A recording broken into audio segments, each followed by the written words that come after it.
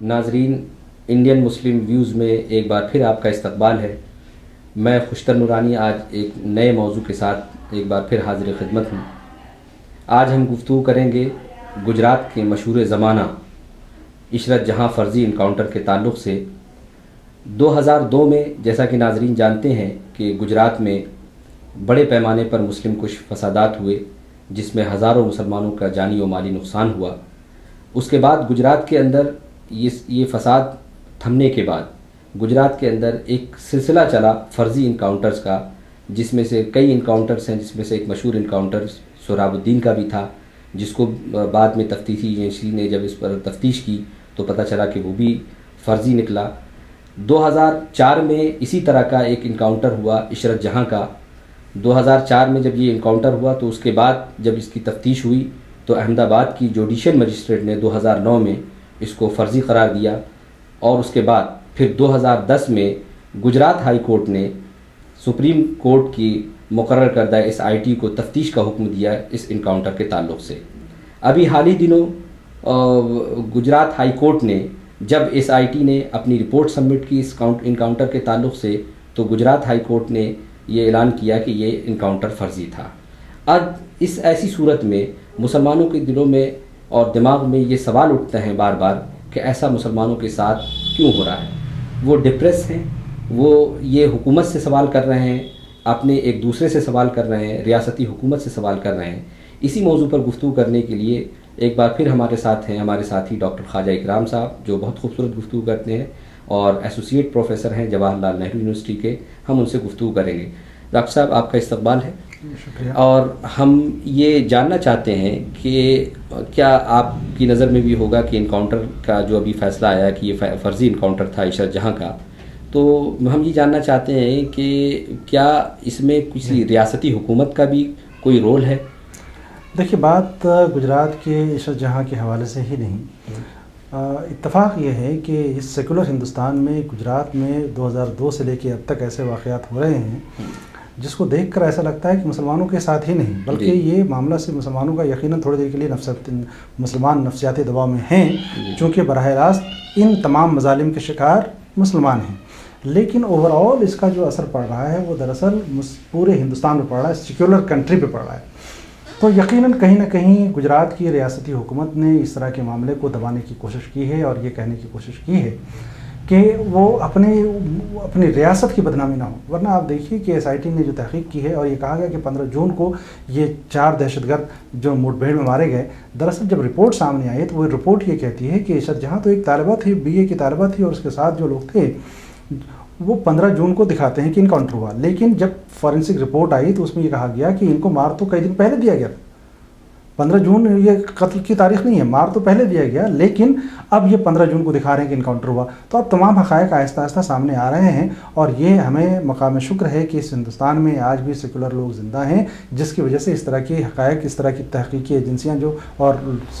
وہ civil society اور اس سماجی ادارے اور فلاحی ادارے جنہوں نے مل کر کے گجرات کے حوالے سے نہ صرف فسادات کے حوالے سے بلکہ جتنے فرضی انکاؤنٹر تھے ان تمام کے حوالے سے انہوں نے گفتگو کی، اور جب جا کر کے یہ حقیقتیں سامنے آئیں تو میں 2 باتیں کہنا چاہتا ہوں۔ جو آپ نے ابھی یہ کہا کہ کیا مسلمان واقعی نفسیاتی دباؤ میں ہیں، یقیناً مسلمان نفسیاتی دباؤ میں ہیں۔ کیوں؟ اس لیے کہ ان تمام مظالم کے براہ راست وہ شکار ہوئے، لیکن دوسری طرف ایک مثبت پہلو یہ ہے کہ یہ تمام حقائق اسی لیے سامنے آ سکے چونکہ غیر مسلم سیکولر لوگ بھی اس ہندوستان میں موجود ہیں جو مل کر مسلمانوں کے خلاف جو ظلم ہوا ہے آواز بلند کر رہے ہیں۔ اس لیے ہمیں دونوں طرح سے سوچنا چاہیے، ایک تو یہ کہ اس طرح کی حکومتیں جو مائنورٹی کے خلاف کام کر رہی ہیں ان حکومتوں کو بے نقاب کرنا چاہیے اور ان کے حوالے سے مل جل کر کے متحد ہو کر کے کوشش کرنی چاہیے، اور مسلمانوں کو نفسیاتی دباؤ میں نہیں آنا چاہیے، اس لیے کہ اگر نفسیاتی دباؤ میں آئیں گے یقیناً ایک بڑا ظلم ہوا، ایک بڑا فساد تھا جس کے اثرات بہت دور تک جائیں گے، لیکن کم از کم ان سیکولر لوگوں کے ساتھ مل کر کے ان سیکولر لوگوں کے ساتھ مل کر کے انہیں متحد ہو کر کے اپنی لڑائی آگے بڑھانی چاہیے. اور یہ یقیناً عشرت جہاں کا جو معاملہ تھا وہ فرضی تھا اور یہ ثابت ہو گیا ہے, چونکہ 21 نومبر کو جو فائنل ایس آئی ٹی کی رپورٹ آئی ہے اس نے یہ کہا ہے کہ یہ فرضی انکاؤنٹر تھا اور اس میں کہیں نہ کہیں ریاستی حکومت کا منفی رویہ رہا ہے. اس نے یہ چاہا ہے کہ اس طرح کے معاملات کو وہ دبائے جو بالکل ایک سیکولر ملک کے لیے نقصان دہ ہے, مسلمانوں کے لیے براہ راست نقصان دہ ہے, اور ہمیں چاہیے کہ سیکولر کنٹری کے سیکولر شہری ہونے کے ناطے اس کے خلاف آواز بلند کریں. کیا ایسا لگتا ہے آپ کو ڈاکٹر صاحب کہ